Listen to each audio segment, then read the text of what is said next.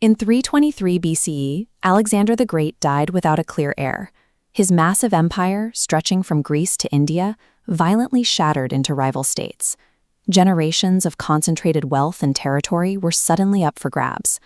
On this map of the Mediterranean, a single unified territory fractures into shifting, jagged polygons.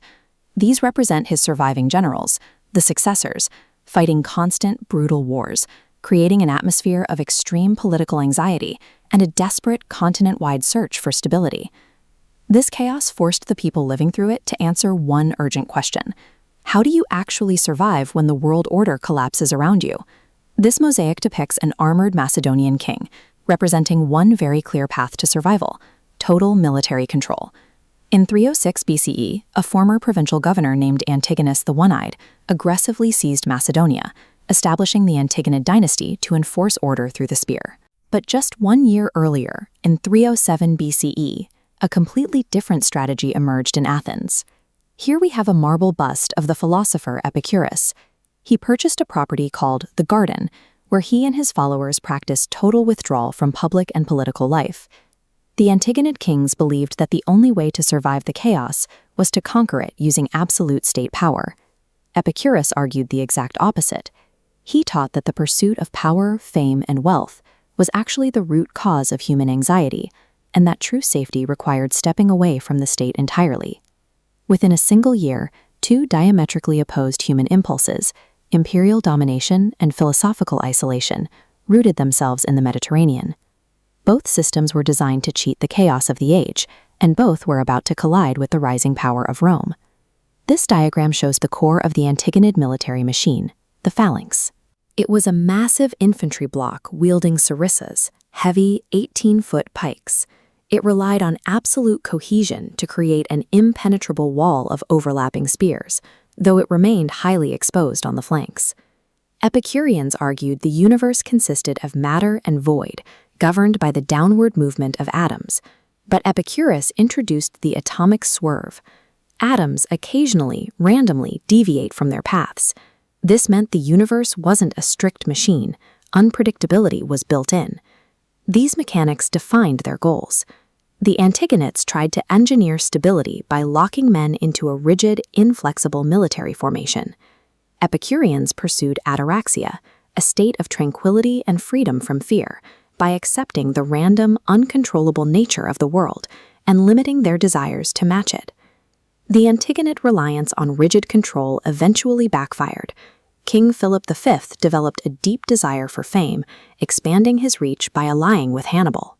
By inserting himself into the Second Punic War, Philip drew Rome's full military might toward Macedonia.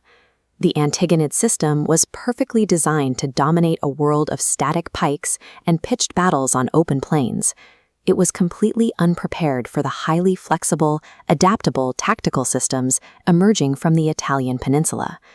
To function, the rigid Macedonian phalanx required perfectly flat ground. Without an even surface, the soldiers couldn't maintain the tight formation needed to keep their defensive wall of long, heavy wooden pikes intact. This map illustrates the Battle of Pydna in 168 BCE. The Roman general Paulus pulled the Macedonian army onto the broken, uneven hills around Mount Alocris. As the phalanx advanced over the rough terrain, wide gaps began to tear open in the inflexible lines. Look closely at this weapon, the Roman gladius. Paulus ordered his highly mobile legionaries to infiltrate the gaps in the phalanx using these short swords. Once inside the formation, the Romans slaughtered the Macedonian pikemen, who were physically unable to turn their 18-foot spears to fight at close range. The collapse was absolute. King Perseus fled the field with his cavalry. In a battle that lasted only a single hour, over 20,000 Macedonians lay dead, effectively ending the Antigonid monarchy. Pydna proved a brutal point. Rigidity, whether in a military formation requiring perfect conditions, or an imperial ambition requiring constant conquest, is a fatal flaw when placed under pressure by a highly adaptable enemy. By 146 BCE, Rome officially abolished the monarchy and reorganized the region into the Roman province of Macedonia. Looking at this silver coin minted under their rule, the inscription marking Roman administrative control serves as the final tombstone for the Antigonid kings.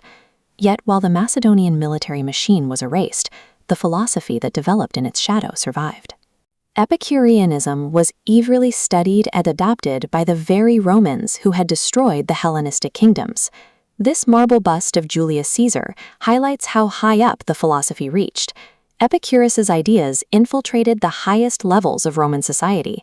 For elites like Caesar and his father-in-law, the philosophy of the garden offered a rare intellectual refuge, a way to find personal peace and stability within the increasingly chaotic and violent Roman Republic.